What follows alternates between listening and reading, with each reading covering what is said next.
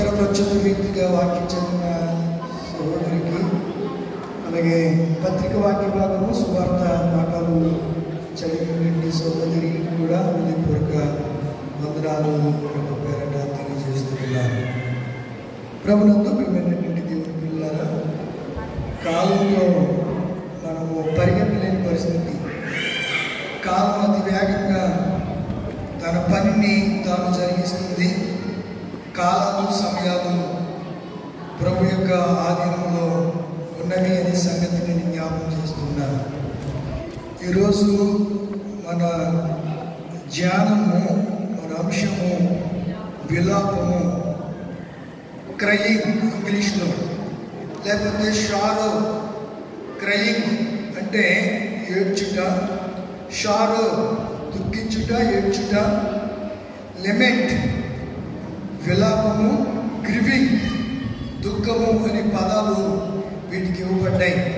ఏడ్చుట, దుఃఖించుట, కన్నీళ్లతో కూడినటువంటి రోదనతో యేసు ప్రభు వారు గెత్సేమనే తోటలో ఏం చేశాడు? ఆయన ప్రార్థన చేశాడు. దానికి వీళ్ళు ఇచ్చిన టైటిల్ ఏంటంటే, దానికి పెట్టినటువంటి అంశం యొక్క పేరేంటంటే విలాపము. విలాపము. బైబిల్లో విలాప వాక్యాలని ఒక గ్రంథమే ఉంది. విలాపము ప్రవక్త అయినటువంటి ఆ గ్రంథాన్ని ఎవరు రాశారు చెప్పండి? ఇర్మియా రాశాడు. ఏడుస్తూ రాశాడు. ఏ పరిస్థితుల్లో రాశాడు? యెరూషలేము తగలబడిపోవటం చూసి, నెబుకద్నెజరు పాడు చేయటం చూసి, అతడు ఆ పట్టణాన్ని చూసి అంటాడు, జనభరితమైన పట్టణము ఎలా ఏకాకి విధవరాలి వంటిది ఆయన అంటాడు. చూడండి, విలాపవాక్య గ్రంథము 1వ అధ్యాయము 1వ వచనం. ఏ పట్టణం అంట? ప్రజలతో, విస్తారమైనటువంటి ప్రజలతో జనభరితమైన పట్టణము ఎట్లా ఏకాకి అయి ఏమైపోయిందంట? ఏమైందమ్మా? ఇంకా ఏమైపోయిందంట? దానికి కొన్ని టైటిల్స్ ఇస్తున్నాడు. విధవరాలు అంటే పిల్లలు లేని, లేకపోతే భర్తను పోగొట్టుకున్న తల్లి. భర్తను పోగొట్టుకున్న తల్లి తన భర్త కొరకు ఏం చేస్తుందట? అంగలారుస్తుంది. షారో ఏడుస్తూ ఉంటుంది. క్రై దుఃఖిస్తూ ఉంటుంది. కన్నీళ్లతో తన భర్త జ్ఞాపకాలు మదిపొచ్చినప్పుడల్లా ఆమె కన్నీళ్ల పర్యంతం అవుతూ ఉంటుంది. చాలాసార్లు మీరు చూసారో లేదో, ఆటోల మీద, ఈ కార్ల మీద వెనకాల చూసి అంటారు, నన్ను చూసి ఏడవకు. నీ ఏడుపే, ఎక్కువ కొటేషన్ ఉంటుంది, నీ ఏడుపే. ఈ బాగా గుర్తుంటాయి మీకు. నీ ఏడుపే. చాలా మంది అంటారు, ఎందుకే అలా నన్ను చూసి అలాగే ఏడుతూ ఉంటావా అంటారు. కొంతమంది హెచ్చరించబడటం చూసినా, కొంతమంది అభివృద్ధిలో చూస్తున్నా, ఆ మాటను మనం ఎలా పోలుస్తామండి? వాళ్ళండి ఎప్పుడు చూసి మాట్లాడి ఏడుతారండి. ఏమంటారు? ఆ కొంప ఉందే, ఆ కొంప అంటే ఆ ఇల్లు, ఆ ఇంట్లో ఉన్నారే, ఎప్పుడు చూసి మా పిల్లల బడి, మాకు బడి, మా బడే ఏడుతూ ఉంటారండి. అలా అయ్యగారు మాగుబడే ఏడుస్తూ ఉంటారు అని చెప్తూ ఉంటారు చాలా మంది. ఇది శారీరకంగా లోకంలో మనం వాడుకునే వాడుక పదాలు. నిజమే ప్రియులారా, ఒక విధంగా ఒక కోణంలో దీన్ని ఆలోచించినప్పుడు చాలా మంది పక్కోడు పచ్చగా ఉంటే ఆ వారం లేక ఏడ్చేవాళ్ళు ఉంటారు. ఇంకా కొంతమంది రకరకాల కడుపు మంటలు, అసూయ ద్వారా ఏడ్చేవాళ్ళు ఒకళ్ళు. కొంతమంది గర్వాన్ని బట్టి కూడా వెలిపిస్తూ ఉంటారు. కన్నీళ్ళు ఎక్కడి నుంచి వస్తాయి? ఆనంద భాషలు ఎక్కడి నుంచి వస్తాయి? కళ్ళలో చెప్పాలి మీరు. కన్నీళ్ళు కలుగులో నుంచి వస్తాయి. ఇది కలుగు అంటారు. ఇక్కడి నుంచి. ఆనంద భాషలు ఎక్కడి నుంచి వస్తాయి? ఇక్కడి నుంచి వస్తాయి. మీరు చూడండి, సంతోషం ఎక్కువైపోతే ఇక్కడి నుంచి రావు, ఇక్కడి నుంచి వస్తాయి. దేవుడు ఎంత అనంత జ్ఞానం. మీరు ఎప్పుడైనా గమనించారా? బాగా సంతోషం ఎక్కువైపోతే ఆనంద బాష్పాలు అంటారు. ఇక్కడి నుంచి వచ్చే వాటిని ఏమంటారు? ఇక్కడి నుంచి వచ్చే వాటిని ఏమంటారు?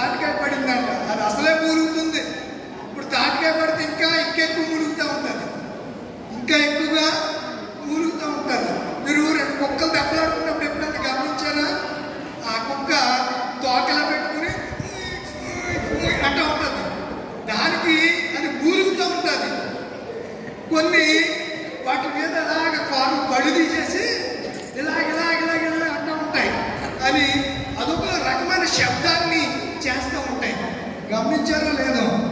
ఈరోజు మన అంశం ఏంటి చెప్పండి.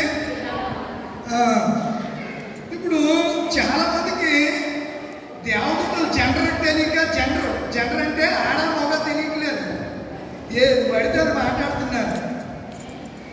మరి ఎప్పటి నుంచో మీరు క్రైస్తవులు మీకు బాగా జరుగుతుందేమో. వెళ్ళి స్టార్టింగ్లో ఆదికాండంలో ఏమన్నారంటే దేవుని కుమారులు అన్నారు. తర్వాత పరిచర్య చేయు పరిచారకులు అన్నారు దేవుని దూతలు. ఎవరికి? మనకు పరిచర్య చేయడానికి దేవుడు దూతల్ని ఏర్పాటు చేశాడు.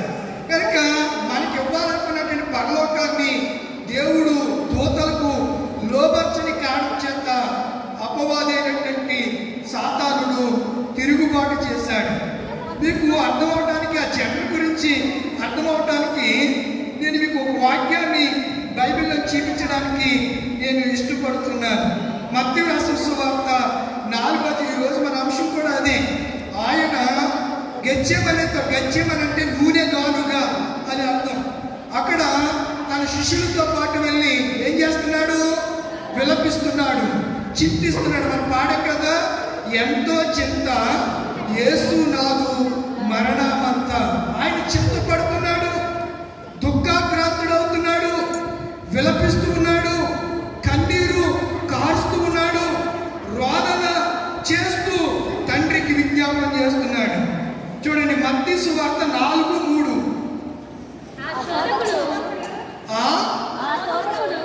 అక్కడ ఏమని ఉండాలి? ఆ శోధకురాలని ఉండాలి. మీరు ఇనే బోధ ప్రకారం ఏమని ఉండాలి? అక్కడ ఆడదైతే ఏంజిల్లు, ఆడదోత అయితే ఆడదోతలు మగదోతలు ఉంటాయా? చెప్పరేంటి? నీ నాలెడ్జి సరే, ఇది పెద్ద అంశం. ఇప్పుడు మధ్యలో దూరి దాన్ని డిస్టర్బ్ చేయాలని మీకు అసలు జనరు గురించి చెప్పాలని నేను ఇష్టపడుతూ దేవదూతుల పని ఏంటి, దేవదూతులు ఏం చేస్తారని కొన్ని విషయాలు నేను మీకు జ్ఞాపకం చేస్తూ ఉన్నాను. లూసిఫర్ అనే మాట బైబిల్లో ఉందా? లూసిఫర్ అనే మాట ఎక్కడైనా బైబిల్లో మీకు కనిపించిందా? 66 పుస్తకాల్లో. మరి ఎందుకు అంటున్నారు? గ్రీకులు ఒక పాత్రను సృష్టించి సాతాను పేరుని లూసిఫర్ అని దాన్ని నామకరణం చేసి దాన్ని ఒక నాటికగా ఆ దినాల్లో ప్రదర్శిస్తూ ఉండేవారు. క్రొత్త నిబంధన గ్రీకు నుంచి తెలుగులో ట్రాన్స్లేషన్ అయింది. మీరు ప్రారంభ పేజీలో చూస్తే ఎవరు రాయబడి ఉంటే చూడండి, ఎవరుంది? ఆదిమ, హెబ్రీ, ఇది అని. ఇది అనగా బైబిలు ఆదిమ, హెబ్రీ, గ్రీకు భాషలో నుండి భాషాంతరము చేయబడింది. పాత నిబంధన అంతా హెబ్రీయులు. యూదులు ఇప్పటికి కూడా ఏం మాట్లాడతారు? హెబ్రీ భాష మాట్లాడతారు, అరామిక్ భాష మాట్లాడతారు. ఎవరు? ఇప్పుడు ఉన్నటువంటి ఇజ్రాయెల్ దేశంలో ఉన్నటువంటి ఇజ్రాయెల్ ప్రజలు, యూదా జనాంగం. పాత నిబంధనలో తెలుగులో ట్రాన్స్లేషన్ వచ్చేసరికి దేవదూతలకి పేర్లు ఉన్నాయి. మికాయేలు, గబ్రియేలు, రఘుయేలు, రఫాయేలు అని కొన్ని పేర్లు దేవదూతలకి పేర్లు ఉన్నాయి. కొత్త నిబంధనలో కూడా గబ్రియేలు ఎక్కడ ప్రత్యక్షమవుతాడు? మొట్టమొదటిగా ఎవరికి ప్రత్యక్షమయ్యాడు చెప్పాలి? గబ్రియేలు దేవదూత.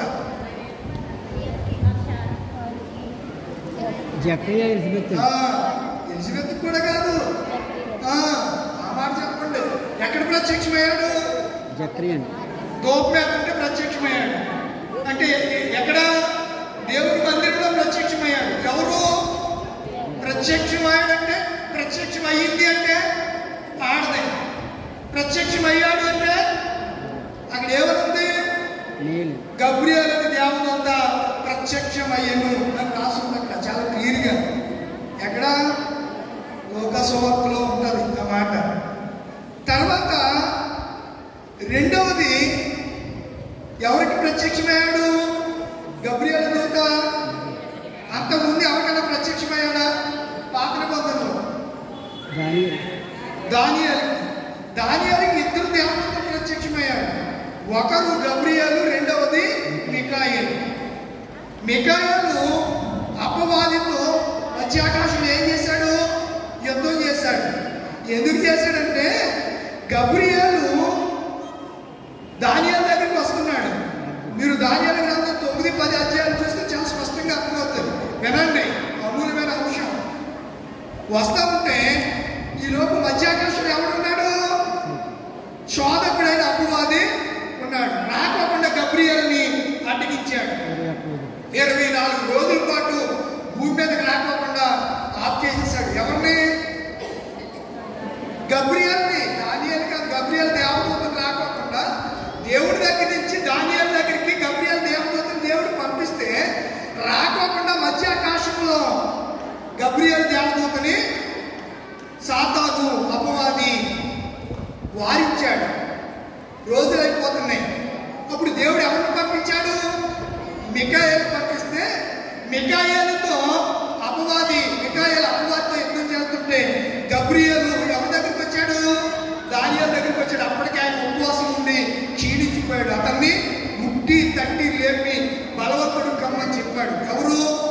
గబ్రియేలు.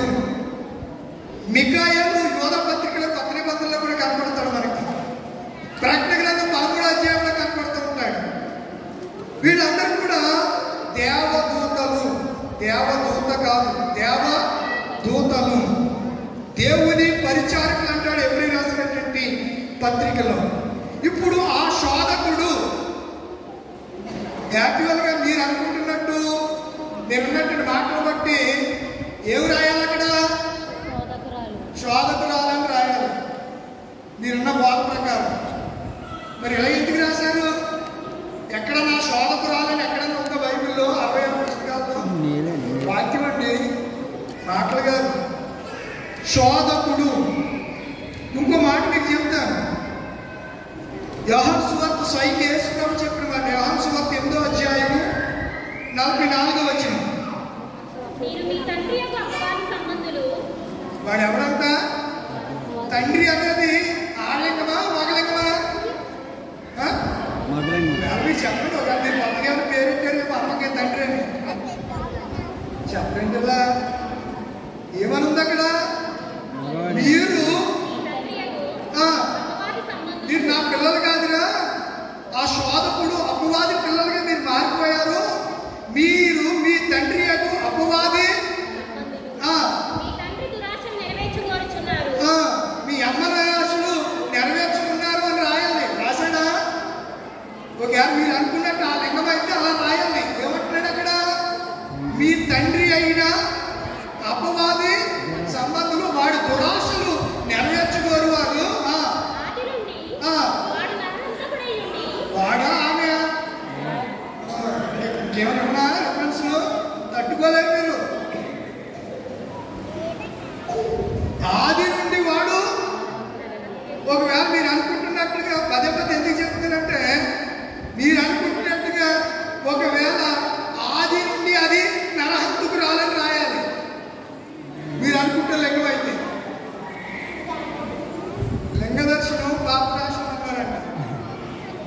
లింగాన్ని పూజించేవాడు కూడా ఉన్నారు. ఆ లింగం ఏంటి? శివుడి యొక్క, పురుషుని యొక్క అవయవం, అంగంలో ఒకటి. దాన్ని పూజ చేసేవాడు కూడా ఉన్నారు. నేను ఈ మధ్యలో యూట్యూబ్లో చూశాను. యోని పూజ అంట. ఏ పూజ? యోని పూజ చేసే ఒక దేవాలయమే ఉంది. అక్కడికి వెళ్ళి దాన్ని పూజించే పరమ భక్తులు ఉన్నారు.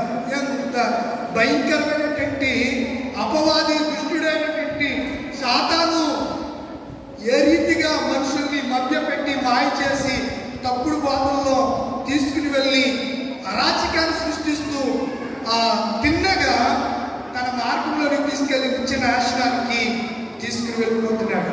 ఈ నిత్య నాశనం నుంచి తప్పించబడడానికి యేసు ప్రభు వారు ఎక్కడికి వచ్చారు? భూమి మీదకి వచ్చి ఆయన చెప్తున్నటువంటి మాటలు, లేకపోతే ఆయన శిష్యులతో ఆయన చెప్పినటువంటి మాటల గురించి మనము ఆలోచన చేస్తే చూడండి, మార్కు సువార్తికుడు ఎవరు రాశాడు అని మనం ఆలోచన చేస్తే, ఆయన గెత్సేమని అనబడిన తోటలోనికి ఎవరితో కలిసి వెళ్ళాడు?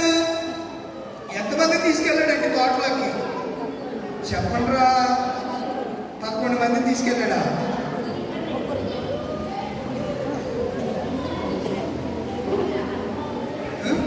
భయపడుటెందుకు ఓ నా మనసా కలవరమంతకు తగది వరస నీ పక్షమున దేవుడుండగా శత్రువు నీ ఎదుట నిలువడగా భయపడుటెందుకు ఓ నా మనసా. ఎంతమంది తీసుకెళ్ళాడు? గుర్మే అక్కడ లేదు. ఎవరిని తీసుకెళ్ళేవాడు? ఎప్పుడును ప్రత్యేక ప్రార్థనకి ఎంతమంది తీసుకెళ్ళేవాడు? మీ ఇంటిలో ఏదైనా అకేషన్ ఉంటుంది అనుకోండి, సంఘాంతాన్ని పిలిచేస్తారా కొన్నిసార్లు. కొన్ని అకేషన్స్కి ముఖ్యుల్ని, ముఖ్య అనుచరుల్ని, నిలవైన వారిని, కావలసిన వారిని, బంధువుల్ని, రక్త సంబంధంగా పిలుస్తాం. ఉండబడితే పిలిచేస్తామా? ఏం చెప్పరండిలా పిలవం కదా. యేసు ప్రభు ప్రార్థన ఈ అంశానికి మనం వచ్చేసరికి యేసు ప్రభు వారు గెచ్చేమని అనే మాటకు అర్థం ఏంటి? నూనె గానుగ అని అర్థం. ఇది తూర్పున ఒలివల కొండకు దిగువన కిద్రోను వాగుకు అవతల ఉంది. ఎక్కడుంది? కిద్రోను వాగుకు అవతల. యెరూషలేము ఇలా కింద కిద్రోను వాగు ఉంటుంది. ఇలా పైకెక్కితే, ఇలా పైకెక్కితే అక్కడ ఒలివల కొండ. ఈ ఒలివల కొండ దిగువ భాగాన ఉన్నదే గెచ్చేమని తోట. మీకు అర్థమైందా? యెరూషలేము కిందే ఉంది కిద్రోను వాగు. కిద్రోను వాగు నుంచి మరలా ఏమెక్కాలి? ఇలా అప్పెక్కాలి. అప్పెక్కి వెళ్తే ఈ పక్కన కిద్రోను వాగు ఈ ప్రాంతం అంతా చాలా సారవంతమైనటువంటి సస్యశ్యామలమైనటువంటి ప్రాంతం. అక్కడ ఒలివ తోటలు, ద్రాక్ష తోటలు ఎక్కువగా ఉన్నటువంటి ప్రాంతం అది. ఇప్పటికి కూడా అలాగే ఉన్నది. మీరు యెరూషలేము మ్యాప్ చూసినా, యెరూషలేము అనే యూట్యూబ్కి మీరు వెళ్ళి ఆ గొట్టంలో చూస్తే మీకు అయ్యే కనబడతాయి. అయ్యే ఆ దృశ్యాలన్నీ అది ఎక్కడ ఉంది ఏంటి అనే విషయాలన్నీ కూడా అక్కడ చాలా క్షుణ్ణంగా అక్కడ మ్యాప్ పాయింట్ వేసి పిన్ టు పిన్ వివరించినటువంటి ఆ చరిత్రకారులు ఉన్నారు. చరిత్రకారుడైన జోసిఫస్ యేసుక్రీస్తు యొక్క గెత్సేమనే తోటలో ఆయన పడుతున్నటువంటి వేదనల గురించి, ఆయన కార్చే కన్నీటిని గురించి, ఆయన పడుతున్నటువంటి దుఃఖాన్ని గురించి చాలా వివరంగా జోసిఫస్ అనే చరిత్రకారుడు వ్రాసాడు. జెర్మో అనే ఒక శాస్త్రవేత్త కూడా ఆయన స్టడీలో ఈ ఏమంటారంటే పురావస్తు శాస్త్రవేత్తలు అంటారు. వాళ్ళు ఏమంటారు? పురావస్తు శాస్త్రవేత్తలు. ఏదైనా ఒక భూగర్భం లోపలికి తవ్వకాలు జరుపుతూ ఉంటారు. తవ్వినప్పుడు వాళ్ళకి అక్కడ కొన్ని నమూనాలు, కొన్ని వస్తువులు దొరికినప్పుడు వాటిని బట్టి స్టడీ చేయటం ప్రారంభిస్తారు. దాని పుట్టుపురత్రాలు ఏంటో, అక్కడ పరిస్థితి ఏంటి, భౌగోళికంగా అది ఇప్పుడు ఎలా రూపాంతరం చెందింది, ఎలా మార్పు చెందింది అనే విషయాలన్నీ కూడా వాళ్ళు పురావస్తు శాస్త్రవేత్తలు అని చెప్పబడేవారు. వాళ్ళు శాస్త్రవేత్తలు పరిశోధన చేస్తూ ఉంటారు. ఇప్పుడు ఉత్తరప్రదేశ్లో ఒకప్పుడు రామ మందిరం ఉండేది.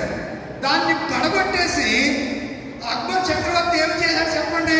బాబర్ వాళ్ళు నవాబు ఏం చేశారు? బాబ్రీస్ మసీద్ పడగొట్టేశారు. పురావస్తు శాస్త్రవేత్తలను తవ్వకాలు తప్పి ఇది ఒకప్పుడు రామ మందిరమే అని చెప్పి మరలా దాన్ని ఆక్యుపై చేసుకుని ఇప్పుడు 18 లక్షల కోట్లు, నాకు సరి ఐడియా లేదు, రామ మందిరాలు కట్టారు. అప్పుడే ఓపెన్ అయిపోయింది. తెలుసు కదా మీకు. ఎక్కడ? మన భారతదేశంలో అయోధ్యలో, ఉత్తరప్రదేశ్లో ఉన్నటువంటి అయోధ్యలో. ఈ పురాతన శాస్త్రవేత్తల యొక్క పని ఏంటంటే ఏదన్నా కాదు అని అంటే అది అవునా కాదో స్టడీ చేయటం. మనము కూడా కేవలము వినువారు మట్టుకై ఉండకూడదు. చెప్పే వాక్యము కరెక్టో కాదో, లేకపోతే లింగభేదం వచ్చి దూత ఆడవో కానీ తెలియని పరిస్థితిలో వెళ్ళిపోతే రేపు పొద్దున పరలోకం ఎలా వెళ్తారు? అసలు దూత గురించి అంటే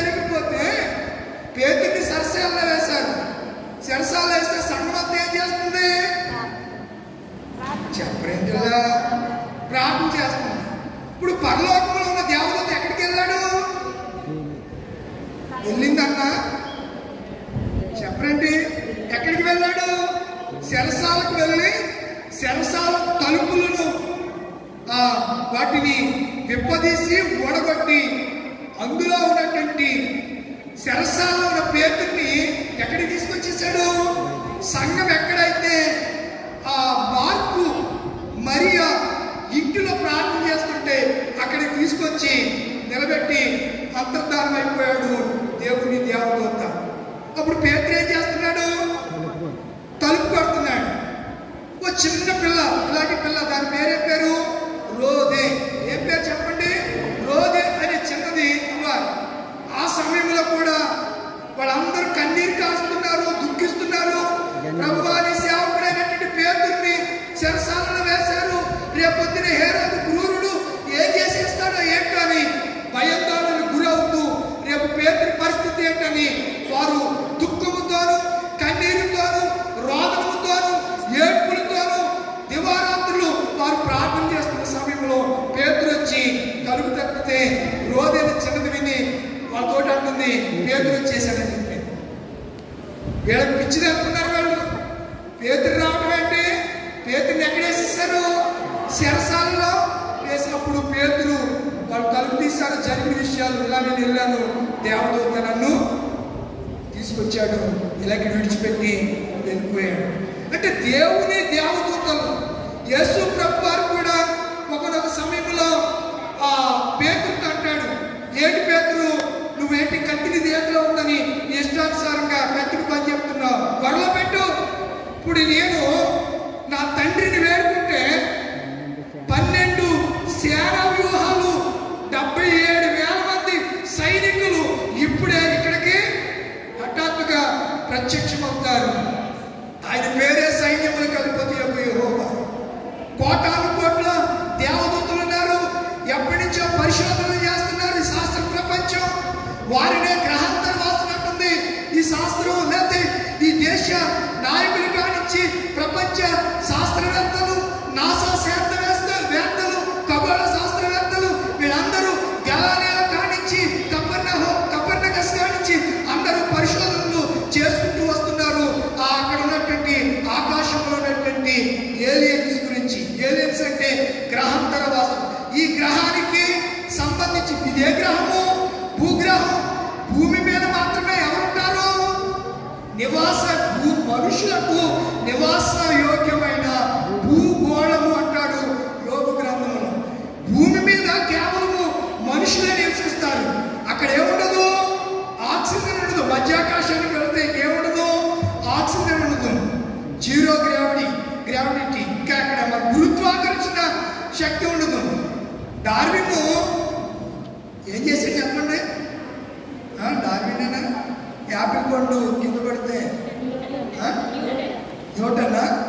న్యూటన్ సిద్ధాంతం గ్రావిటీ గురించి మాట్లాడుతూ డార్విన్ ఏమో పరిణామ సిద్ధాంతం గురించి మాట్లాడాడు. ఓకే, పరిణామ సిద్ధాంతం అంటే మానవ పుట్టిగా వాడికి అర్థం కాక కోతి నుంచి వచ్చాడని చెప్పాడు. తర్వాత చచ్చిపోయేటప్పుడు డాక్టర్ని నర్సులు పిలిచి నేను చెప్పింది తప్పు అయిపోయిందమ్మా, ప్రపంచం చెప్పండి, బుద్ధి బుర్ర లేకుండా నోరుతో కానీ ఇష్టపడినట్టు మాట్లాడని చెప్పి పశ్చాత్తాపడుతూ మనమందరం దేవుడి వల్ల కలిగామని చెప్పి అతడు పరమపవించాడు. దేవుని నామ స్తోత్రం కలుగును గాక. ఆమేన్.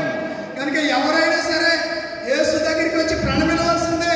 యేసు క్రీస్తునే దేవుడిని ఒప్పుకోవాల్సిందే. ప్రతి నాలుక యేసు క్రీస్తుని చెప్పవలసిన, ప్రతి మోకాలు యేసు క్రీస్తు నామమున వంగి తీరవలసిందే.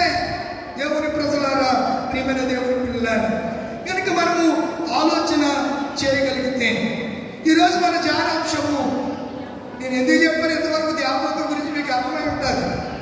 నేను గూగుల్ తల్లి దగ్గరికి వెళ్ళి నాకు ఎంత పిచ్చ తెలుసో మీకు తెలీదు. బైబిల్లో ఎవడన్నా రామి చెప్తే నేను కూడా ఒక్కొక్కసారి అది వాస్తవమేమనుకుని నమ్మేస్తాను. ఒక్కోసారి నమ్మేస్తే దేవుడు నాతో మాట్లాడతాడు, వాడు చెప్పింది తప్పుకోదా అని చెప్తే అప్పుడు మళ్ళా నేను ప్రార్థన చేసి నిఘంటువులు, డిక్షనరీలు, కామెంటరీలు, గూగుళ్ళు ఇవన్నీ సెర్చ్ చేసి అది వాస్తవా కాదా, ఏ కాలంలో ఏ ప్రవక్త ఏ స్టేట్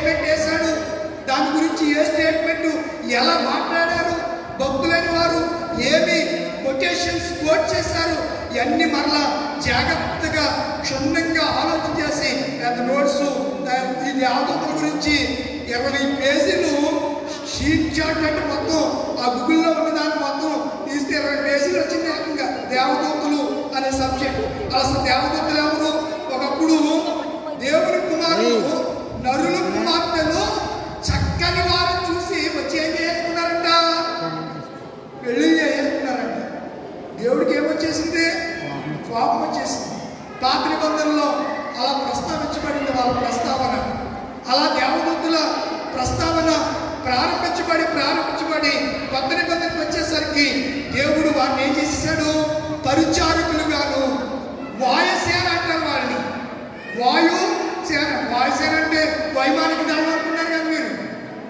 ఈ భారతదేశంలో పదాతి దళం, తర్వాత నావికా దళం, ఇంకోటి వాయుసేన, ఎయిర్ ఫోర్స్ అంటారు. ఎన్ని దళాలు ఉంటాయి? చెప్పండిలా 3. ఈ మూడింటికి సర్వ సైన్యాధ్యక్షుడు ఎవరు? ఈ 3 టీములు యుద్ధం చేయాలి ఇంకొక దేశం మీదంటే ఆర్డర్ ఎవరు ఇవ్వాలి? తెలీదా? రాష్ట్రపతి ఇవ్వాలి. సర్వసేనాధిపతి ఎవరు? రాష్ట్రపతి. రాష్ట్రపతి వెళ్ళి యుద్ధం చేయాలంటే ప్రధానమంత్రి చెప్తాడు. అప్పుడు రాష్ట్రపతి ఉత్తర్విస్తాడు, మీరు వెళ్ళి యుద్ధం చేయండి అని. ఇక్కడ ఒకవేళ ఇక్కడ ఏదైనా ఇన్సిడెంట్ జరిగింది అనుకోండి, ఇక్కడ ఫైర్ చేయాలంటే పోలీసులు ఎవరు ఆర్డర్ తీసుకోవాలి? కలెక్టర్ ఆర్డర్ తీసుకోవాలి. ఆ మనకు ఎందుకు చెప్పాలి సందర్భం? జిల్లా మేజిస్ట్రేట్ అంటారు. వాళ్ళు ఏమంటారు? జిల్లా మేజిస్ట్రేట్ అంటారు. వాళ్ళు ఆదేశాలు ఇస్తేనే కానీ ఫైర్ చేయడానికి, ఎన్కౌంటర్ చేయడానికి అధికారము లేదు. కొన్నిసార్లు ప్రాణరక్షణగా చేసిన దానికి అపాలజీ ఇవ్వాల్సినటువంటి పరిస్థితి ఉంటారు. అపాలజీ అంటే వివరణ ఇవ్వాలి. ఎందుకు జరిగింది, ఏ నేపథ్యంలో మేము ఫైర్ చేయవలసి వచ్చింది, ఏ నేపథ్యంలో మేము ఎన్కౌంటర్ చేయవలసి వచ్చిందని మళ్ళా అపాలజీ చెప్పుకోవాల్సినటువంటి పరిస్థితి ఉండాలి. కనుక నా ప్రియమైన దేవుని పిల్లల మన అంశంలోనికి వెళ్ళి టైం 8:08 అయింది. ముగించేస్తాం త్వరగానే. మనం ఆలోచన చేస్తే నేను చాలా సుదీర్ఘ ప్రయాణం చేసి వచ్చాను. నేను ఈ మధ్యకు డ్రైవర్ దొరకలేదు. నేనే కార్ డ్రైవర్. నాకు ఈ మధ్యలో కార్ డ్రైవర్ చేస్తుంటే ఈ పక్కంతా లాగేస్తుంది. ఈ టర్నింగ్ ఇలా తిప్పిన ఇబ్బందిగా ఉంటుంది. ఈ గుండంతా ఏదో బరువుగా అనిపిస్తుంది. వెళ్ళాలి, త్వరగా హాస్పిటల్కి వెళ్ళాలి. పోతే పర్లోపల ఉంటుంది, ఆ ఇబ్బంది ఏం లేదు. దేవుడు చెప్తాం. డ్రైవర్ దొరకలేదు. సరే కదని నేనే హైవేలో అలాగా తాడేపల్లి వెళ్ళి హైవేలో నేషనల్ హైవేలో అలా వెళ్ళాను. వెళ్ళి అక్కడ పనులు చూసుకుని ఇందాకే 5 గంటలకి సాగిపడి వచ్చాను.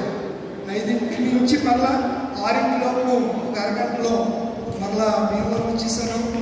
మళ్ళీ ఒక పాస్టర్ గారిని రూపాంతర చర్చి దగ్గర ఎద్దు రక్తరాజు గారిని ఏదేను మెత్తుకోసం ప్రార్థన మందిరం సహోదరుని కలిసి ఆయనకి కొన్ని ఇవ్వవలసినవి ఆయనకి ఇచ్చి మరలా ఇంటికి వచ్చి త్వరగా ఈ మధ్యకు రావడం జరిగింది. ఆలస్యమైపోతుందేమనుకున్నాను, కానీ దేవుడు సకాలంలో ఈ మధ్యకు నన్ను తోడుకుని వచ్చాడు. ప్రయాణం అంతట్లో తన దాసుడైన నాకు దేవుడు తన కృపను, తన యొక్క ప్రేమను నా పట్ల కనుపరిచి సుఖ ప్రయాణాన్ని నాకు అనుగ్రహించారు అని నేను మీకు జ్ఞాపకం చేస్తున్నాను. ఎందుకు వెళ్ళాడు అని అంటారు కదా. మా నాన్నగారు చనిపోయారు కదా. ఈ చుట్టాలు మాది చాలా పెద్దమే. ఇక వరుసటి ఈ ఆర్డర్ మా ఇంటికి రా ఫోన్లో ఎక్కడికి వెళ్తాను, సేవ మానేసి డ్యూటీ మానేసి సెలవులో ఈరోజు సెలవు పెట్టుకోవాల్సి వచ్చింది. తప్పనిసరి పరిస్థితుల్లో పదే ఫోన్లు చేసి స్టడీ చేస్తే మళ్ళీ రికమెండేషను, మా యొక్క రికమెండేషను, మా ఆవిడతో రికమెండేషను రమ్మని. మా పిల్లలు కూడా చెప్పడమే, వెళ్ళొచ్చే డాడీ అని. ఆ విధంగా వెళ్ళవలసి వచ్చింది. ఏదేమైనా పిల్లరా ఎందుకు విషయాలు మీరు ఆత్మీయులు కనుక నా కోసం ప్రార్థన చేస్తారు కనుక మీతో ఈ విషయాలు, వ్యక్తిగత విషయాలు కూడా మీతో పంచుకోవడానికి కారణం ఏంటంటే మీలో ఒకటిగా మీరు చేర్చుకునేటువంటి విధానం, చక్కగా వాక్యం పట్ల ఆసక్తి కలిగిన విధానం నాకు ఎంతో, మీలో ఆ క్వాలిటీస్ ఎంత నాకు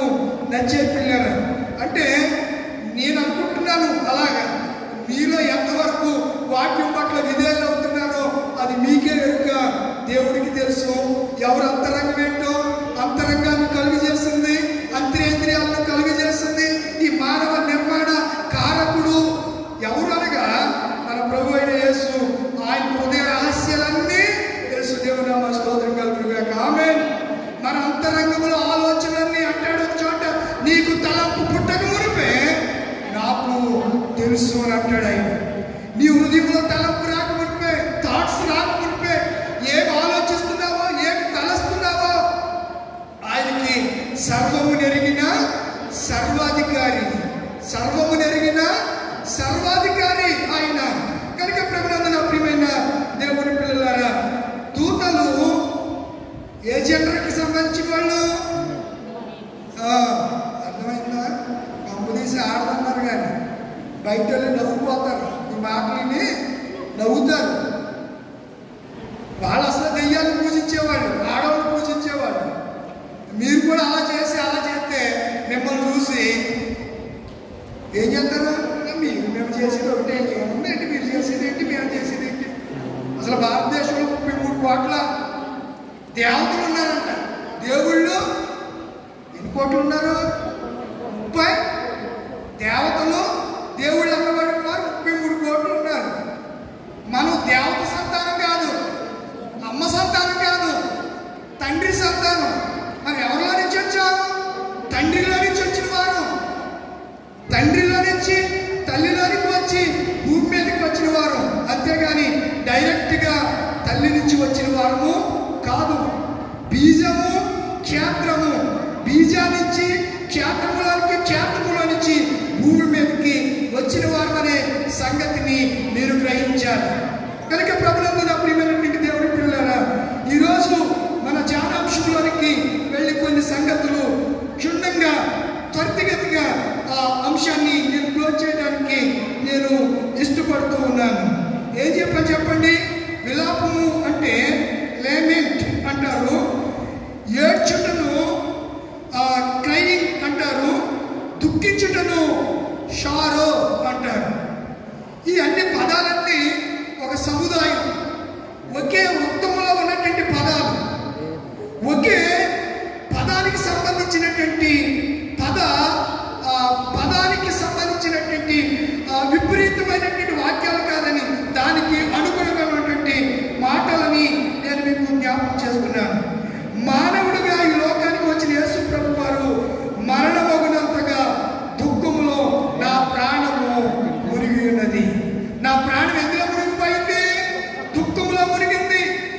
మార్కు సువార్త 14వ అధ్యాయము 34వ వచనంలో మనం చూడగలిగితే, త్వరగా చెప్పండి అమ్మా. అప్పుడు ఆయన ఎవరో ఒకటి చదవండి, పోటీ పడి ఎవరైనా చదివినప్పుడు మనం తగ్గిపోవాలి. ఇది నేర్చుకోండి. కప్పల్లాగా బెంగబెంగమంటే ఏంటి, సుఖం ఏంటి? నా ప్రాణము మరణమగునంతగా ఎదురు మునిగిపోయిందంట. ఏం మునిగింది? ఏం మునిగింది? ప్రాణం. ప్రాణం ఎందులో ఉంటుంది? మనకు 3 భాగాలండి. ఒకటి శరీరం, రెండవది ప్రాణం, మూడవది ఆత్మ. తెలుసా? ప్రాణం ఎందులో ఉంటుంది? చెప్పరేంటిలా? శరీరంలో ఉంటుందా? ఆత్మలో ఉంటుందా? ఆత్మ వేరు, శరీరం వేరు, ప్రాణం వేరు. మూడు రకాలు. పశువుకి ఏముండదు?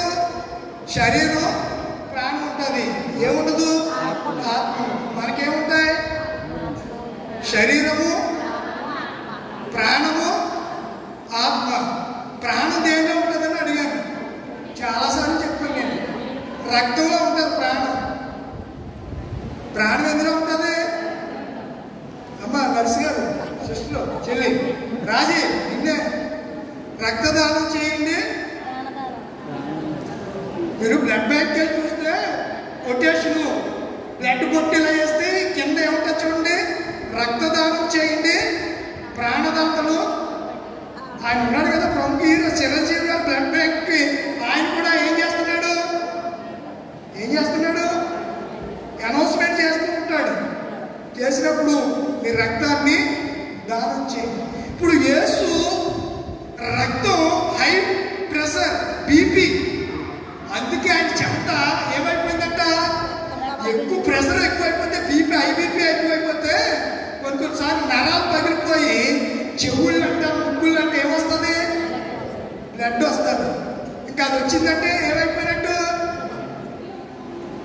ఇలా చూసి చూడవసరం లేదు.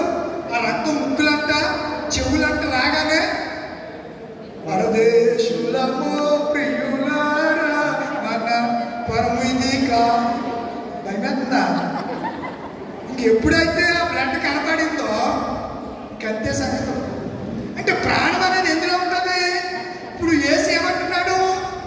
నా ప్రాణము మరణమగునంతగా ఎందులో మునిగిపోయిందంట?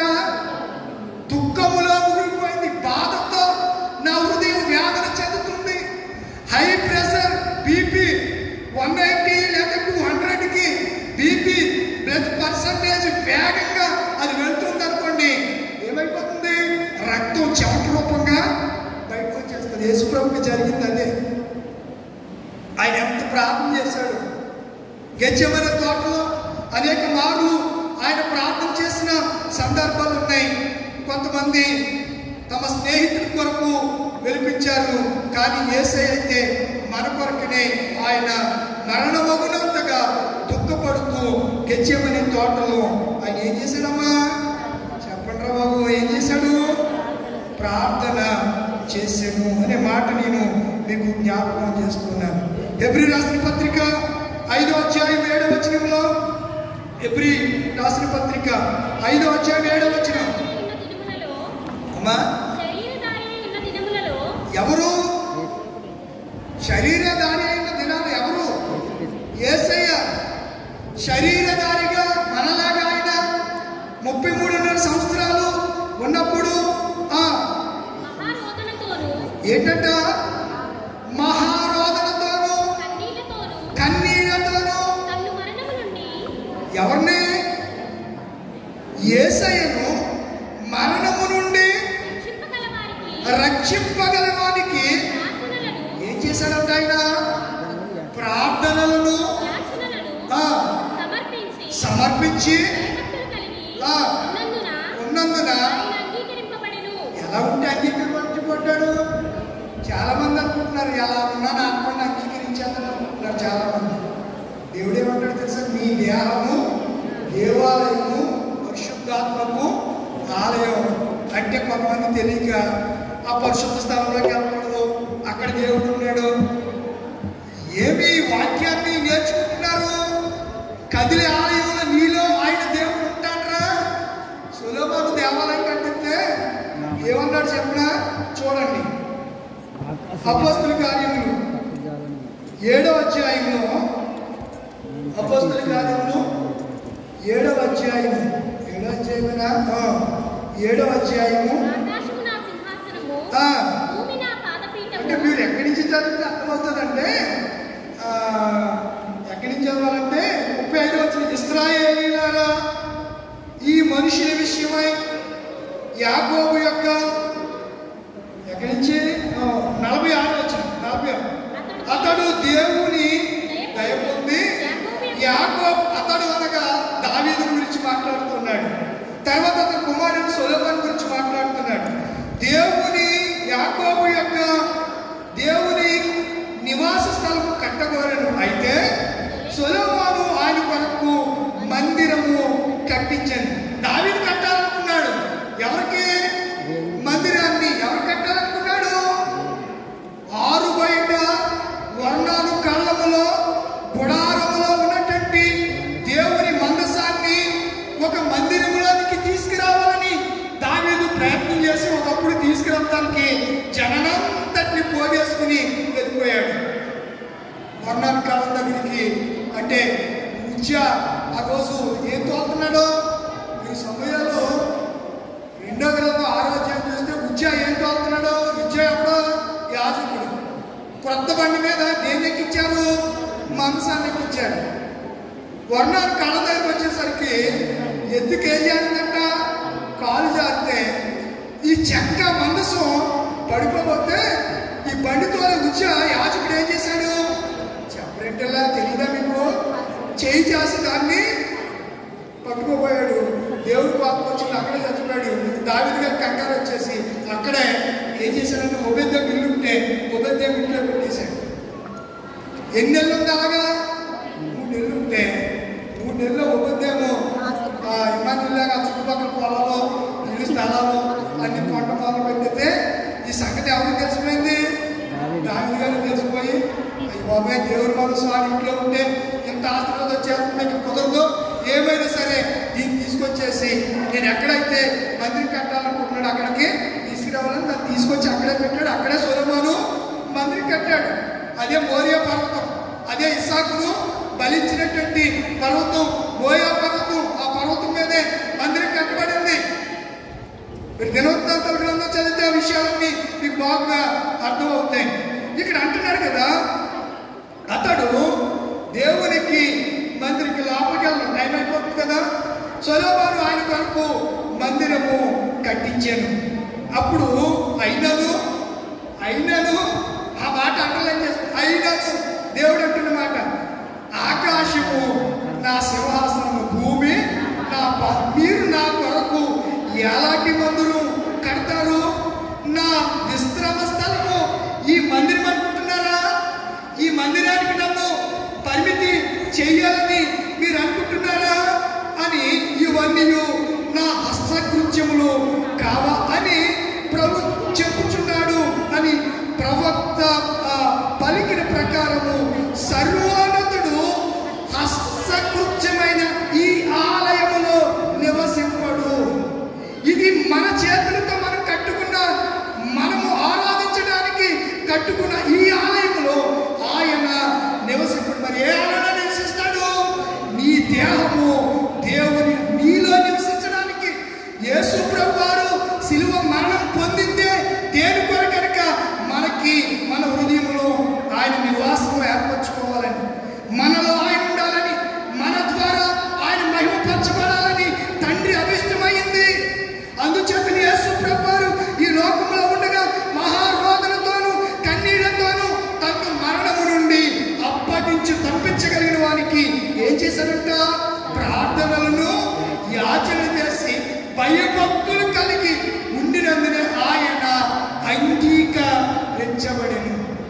యేసయ్యను తండ్రి అంగీకరించాడు అంటే యేసయ్య ఏం చేస్తున్నాడు? గెత్సేమనే తోటలో మరణమగునంతగా తన ప్రాణము, తన రక్తమే చెమటగా మారి భూమి మీద స్వేద బిందువులుగా పడునంతగా ఆయన ఏం చేస్తున్నాడు? ప్రార్థన చేస్తున్నాడు. శిష్యులు ఏం చేస్తున్నారు? నిద్రపోతున్నారు. వీళ్ళకి దుఃఖం లేదు.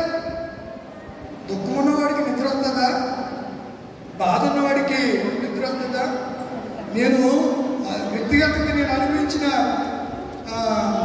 రాత్రి, నిన్న సాయంత్రం నేను ఇంటికి వెళ్ళాను. అమ్మ అక్క బిల్డింగ్లో ఉన్నారు.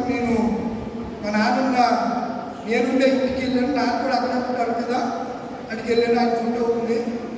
నేను నా చిన్న కొడుకుని రమ్మంటే ఎగ్జాంపుల్గా డాడీ నేను రాను, పెద్దవాడికి ఏమో వాడికి మిడ్లు, వాడు రాను, మిడ్ ఎగ్జామ్స్, వాడు రానన్నాడు. నేను ఒక్కడిని వెళ్ళాను. ఆ ఇంట్లో తెల్లవాళ్ళు, నేను నమ్ముతున్నాను, తెల్లవారులు పడుకోలేదు. అయినా దేవుడు నాకు శక్తి ఇచ్చాడు. నాకే అర్థం కాలేదు. తెల్లవారులు కళ్ళు మూసుకుంటుంటే అసలు నిద్ర పట్టలే, ఉడుకు కూడా వేయనటువంటి పరిస్థితి. అంటే హృదయంలో తెలియనటువంటి నాన్న గురించి ఒక విధమైనటువంటి బాధ, ఆ బాధను బట్టి చాలా ఇబ్బంది పడ్డాను.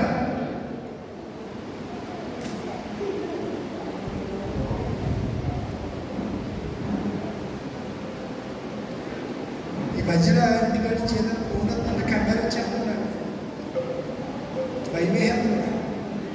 ఏ వర్తమానం ఉండాలో ఈ టెన్షన్స్ మాట.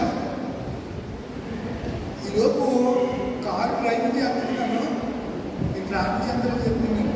మీ అమ్మాయి ఇవాళ స్కూల్కి రాలేదంటే తిరుమల కూడా ఫోను, కారు పక్కన ఆపేసి మంచినీళ్ళు తాగి నువ్వు 2 నిమిషాలు అంటే మాట్లాడు, నువ్వు 2 నిమిషాల్లో పాప ఎంత స్కూల్ రాలేదు, ఎక్కడికి వెళ్ళి నువ్వు ఫోన్ చేయాలన్నాడు. వాడు సార్ సార్ సార్ అంటున్నాడు. ఏ అన్నాను, వచ్చింది సార్, అటెండెన్స్ పర్లేదు, ఆబ్సెంట్ చేశాను అని చేత రాలేదనుకోండి, సారీ సార్ అంటున్నాడు. ఇప్పుడు పేరెంట్స్కి హాస్టల్లో ఉన్న అమ్మాయి రాలేదంటే ఎలా ఉన్నా చెప్పండి, అలా మీరు గుండెలు గూడెప్పితే వేస్తా, ఎంత భయము ఆవరించేసింది. కొన్నిసార్లు ఇలాంటి పరిస్థితి. ఇప్పుడు యేసుక్రీస్తు ముందు ఏముంది చెప్పండి? సిలువ ఉంది. సిలువను ఆయన సిలువ త్యాగం చేయాలి కనుక ఆయన ఎందులో మునిగిపోయాడంట? దుఃఖంలో మునిగిపోయాడు, కన్నీళ్ళలో మునిగిపోయాడు, రోధిస్తున్నాడు, వ్యాధులు చెందుతున్నాడు, మెలకుగా ఉండి గెత్సేమనే తోటలో ప్రార్థన చేస్తూ ఉన్నాడు. మనం కూడా ఏం చేయాలి? కష్ట సమయాల్లో, కష్టకాలంలో మనం ఏం చేయాలి? దేవునికి ప్రార్థన చేయాలి అనే సంగతిని నేను మీకు జ్ఞాపకం చేస్తున్నాను. కొన్ని రిఫరెన్స్ మీకు ఇవ్వడానికి ఇష్టపడుతున్నాను. సౌలుని గురించి, యోనాతాను గురించి దావీదు విలపిస్తూ ఇలా విలాపగీతం రాస్తాడు. సమూయేలు 2వ గ్రంథము 1వ అధ్యాయము 18వ వచనం త్వరగా చదవాలి. సమూయేలు 2వ గ్రంథం 1వ అధ్యాయము. ఇందాకేమో పోటీ పడుతున్నారని అన్నానని మీరు నాకు దెబ్బేసినట్టున్నారు. అలా ఉంది మీ పరిస్థితి. సమూయేలు 2వ గ్రంథము 1వ అధ్యాయం 18వ వచనం నుంచి సౌలును గురించి, అతని కుమారుడైన యోనాతాను గురించి విలాప గీతం ఒకటి, ధనుర్గీతము, దుఃఖ గీతం ఒకటి వ్రాసి దానిని బట్టి ఏం సరిపడంట? విలాపము. ఈరోజు మన అంశం ఏంటి చెప్పండి? విలాపము. విలాపము సరిపోను. ఎవరు సరిపారు? దావీదు. ఎవరి గురించి? ఇప్పుడు యేసుక్రీస్తు గెత్సేమనే తోటలో ఎవరి గురించి ప్రార్థన చేస్తున్నాడు? ఆయన విలాపం చేస్తున్నాడు, దుఃఖపడుతున్నాడు. అర్థమవుతుందా కాన్సెప్ట్? ఎవరి గురించి ఆయన దుఃఖపడుతున్నాడు? సిలువ మరణాల గురించి, ఆయన పొందబోయే మరణాల గురించి, మనలందరినీ సాతాను యొక్క కాడి కింద నుంచి ఎలా విమోచించాలని ఆయన దేవునితో పెనుగులాడుతూ ఉన్నాడు. యాకోబు రేవు దగ్గర యాకోబు ఒక్కడు దేవుని దూతతో పోరాడి ఏం పొందాడు? ఓడిపోయాడా? చెప్పండి. ఏం పొందాడు? విజయుడయ్యాడు. ఏమన్నాడు తెలుసా? నువ్వు నన్ను దీవించకపోతే అసలు ఎట్టి పరిస్థితుల్లో అని గట్టిగా వాటేసుకుని గట్టిగా పట్టుకున్నాడు. ఒరే వదలరా బాబు, తెల్లారిపోయిన మనుషులు వచ్చే టైం అయిపోతుంది, వదలరా బాబు అంటే, లేదు లేదు నువ్వు నన్ను దీవిస్తేనే కానీ నేను నిన్ను విడవను. అప్పుడు దేవుడు అంటే దేవదూత, అక్కడ దేవుడు కాదు. మీరు ఎక్కడైనా మనం ఆలోచన చేయాలి. అప్పుడు నీ పేరేంటి అని అడిగితే నా పేరేంటి? ఏం పేరు చెప్పాడు? యాకోబు అని చెప్పాడు. ఏం చెప్పాడు?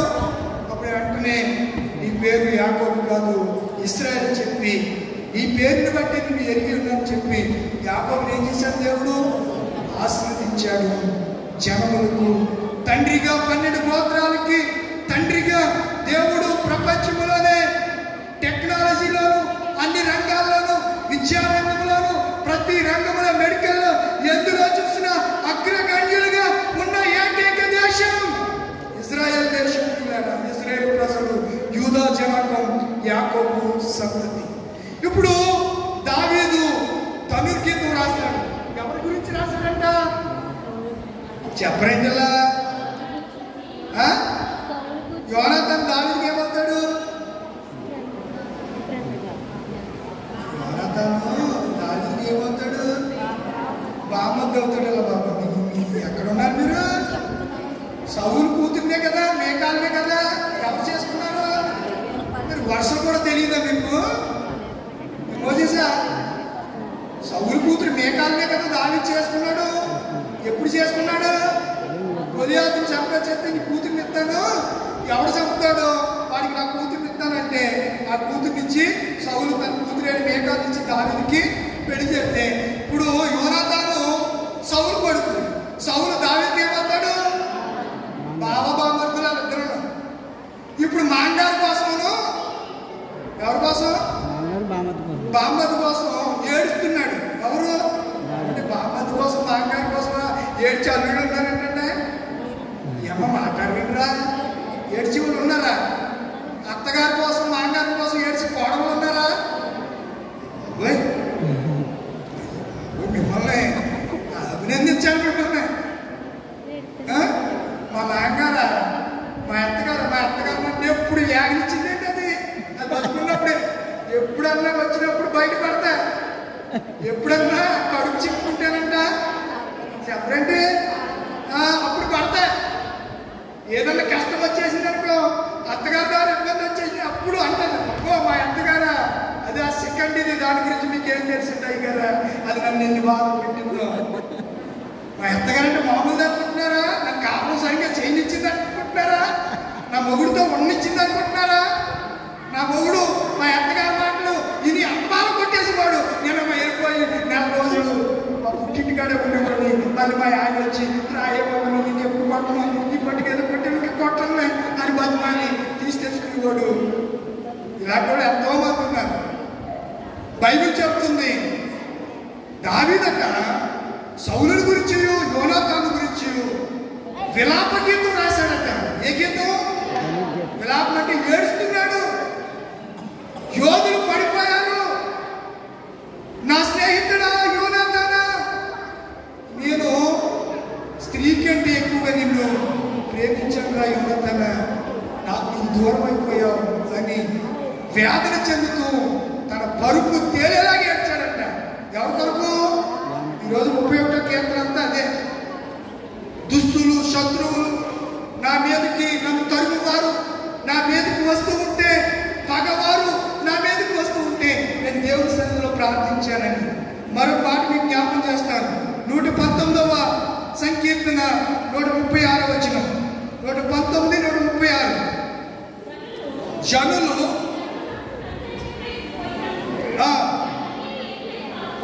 ఎందుకు ఏడుపు వస్తుందండి దీనికి?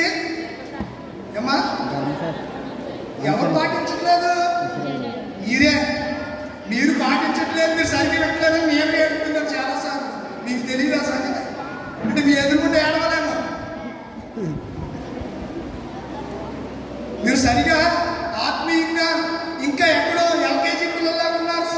ఎప్పుడిచ్చో ఆంధ్ర సవార్తికన్, ఎపిపానియా, గొల్లపూడి లూథరన్ సంఘం, పేరు గొప్ప ఊరి దింపు కింద ఇలా తగ్గిపెట్టారు వీళ్ళు అని నేను కూడా చాలాసార్లు మిమ్మల్ని బట్టి బాధపడిన పరిస్థితులు ఉన్నాయి. ఇవాళ మీరు అనుకుంటున్నారేమో. ఇక్కడ అదే అంటున్నాడు, నీ ధర్మశాస్త్రమును అనుసరింపక వాక్య ప్రకారము నడవకపోయినందున నా కన్నీళ్లు ఏరేనంట. కాలం కాదంట, ఏరికి కాలంకి తేడా ఉంటుంది. రివర్ అంటే ఏంటంటావు? రివర్. రివర్ అంటే నది, కెనాల్ అంటే కాలువ, సబ్ కెనాల్స్ అంటే పిల్ల కాలువ. రివర్ అంటే గోదావరి నది, గోదావరి నుంచి వచ్చిన నది. కాలువని ఏమంటారు? మెయిన్ కాలువ. దాన్ని ఏమంటారు? రివర్ని. నదేమో రివర్ అంటాం, కాలువని ఏమంటాం అంటే కెనాల్ అంటాం. కెనాల్. కెనాల్ నుంచి సబ్ కెనాల్స్ ఉంటాయి, చిన్న చిన్న కాలువలు ఉంటాయి. ఈ భక్తుడు అంటున్నాడు, నా కన్నీళ్లు ఏరులై. యేసుక్రీస్తు కూడా అలాగే మన కోసం వినిపించారండి. 2025 సంవత్సరాల క్రితం వెచ్చని తోటలో ఆయన కన్నీరు కాల్చారు. లూకా సువార్త 19:41లో ఆయన పట్టణాన్ని చూసి వినిపించినట్టుగా రాసుకోండి, చూస్తాం. అపోస్తలుల కార్యములు 20:31లో పౌలు గారి కన్నీళ్లు కార్చినట్లుగా మనం చూస్తూ ఉంటాం. ప్రియులారా, దేవుని జనాంగమా, ప్రకటన గ్రంథం 21:4 చదువుకుందామా? ప్రకటన గ్రంథం 21:4 ముగిపిస్తున్నాను. తుడిచివేయును, మరణమిక ఉండదు. చాలండి. దుఃఖమైనను ఎక్కడుండో? ఎక్కడుండో? ఇక్కడ ఏడవవాడు ఎవడన్నా ఉన్నాడు. నేను ఎప్పుడు ఏడవలేదు, నన్ను చేయకుండా ఒకసారి మీకు సెల్యూట్ చేస్తాను. నేను ఎప్పుడు ఏ విషయంలో కన్నీరు కాల్చలేదండి, దుఃఖపడలేదండి. మా ఆయన కొట్టినందుకు ఎప్పుడు ఏడవలేదండి, మా అమ్మ తిట్టినందుకు ఎప్పుడు అమ్మాయి ఎప్పుడు బాధపడలేదండి. అన్నవాళ్ళు ఎవరు ఉంటే చెయ్యొద్దండమ్మా ఒకసారి ఫోటో సన్మానం, రోజు సన్మానం చేస్తానంటున్నాడు. ఇప్పుడు భీమవరం వెళ్ళిపోయి దండ సాధన తెచ్చేస్తాడు. ఏడవలేని ఎవరైనా ఉన్నారా చెప్పండి? ప్రతి విషయంలో చిన్న పిల్లోడు ఏడవడం, అసలు అమ్మ కడుపు నుంచి బయటకు వచ్చినప్పుడు ఏడవకపోతే ఏడితే డాక్టర్ ఏం చేస్తాడు చెప్పండి? ఎడేమో పడతాడు ఇంటి మీద. ఆడు ఏడవలేదని ఆడు కుక్క పెట్టి ఏడితే ఏడకపోతే అమ్మకి కన్నీరే, అక్కడ తండ్రికి కన్నీరే. ఎప్పుడు డెలివరీ అయ్యిందో కాసు కూర్చుని వాళ్ళు అందరూ ఏంటి ఏడలేదంటాడు.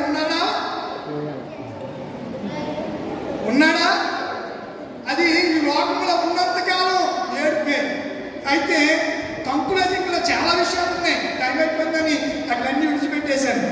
లాస్ట్లో ప్రకటన గ్రంథం చివరి పుస్తకానికి వచ్చేసరికి అంటున్నాడు కదా, అక్కడ ఏడుపైనను దుఃఖమైనను ఏమేమి ఉండవు, వేదనైనను.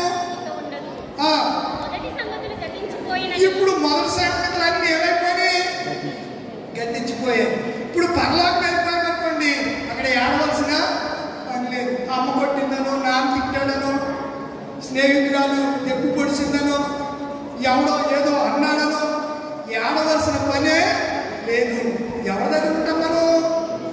మన కన్నీరంత గుడ్డులో దాగిపడుతుంది. ఒకవేళ లోకంలో కాల్స్తే కవిశలలో భద్రపరచబడ్డాయి. అక్కడికి వెళ్ళిన తర్వాత ఇంకా కన్నీరు దుఃఖపడదు. కనుక మనం పరలోకం చేరాలంటే భూమి మీద ఉండగా మనం ఏం చేయాలి? కన్నీరు కార్చాలి అనే సంగతిని నేను మీకు జ్ఞాపకం చేస్తున్నాను. కన్నీరు కార్చడానికి మెట్లు మీకు జ్ఞాపకం చేస్తాను. మోకరించి ప్రార్థన చేసినప్పుడు కన్నీరు కార్చిన భక్తులు ఉన్నారు. దానియేలు 6:10 వెళ్ళిన తర్వాత చదవండి.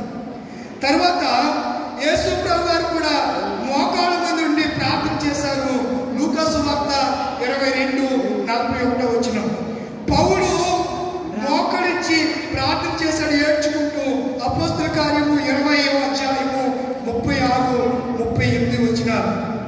మోషే చేతులెత్తి ప్రార్థించాడు. నిర్గమకాండం 17:9-12 వరకు.